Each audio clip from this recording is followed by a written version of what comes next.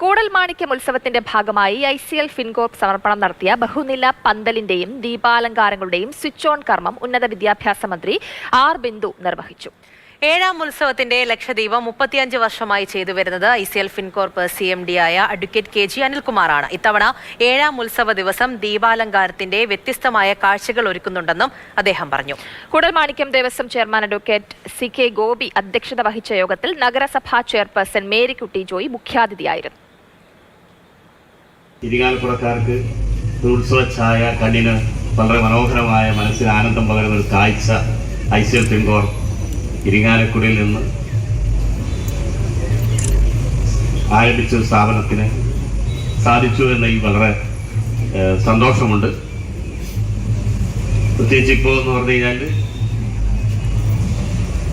National industry development cooperative council central government അംഗീകാരത്തോടു കൂടി ICL ഫിൻകോർപ്പിനെ ഇന്ത്യയിലെമ്പാടുമുള്ള സംസ്ഥാനങ്ങളിൽ ലെൻഡിംഗ് പാർട്ണറായിട്ട് തിരഞ്ഞെടുത്തൊരു സമയമാണ്.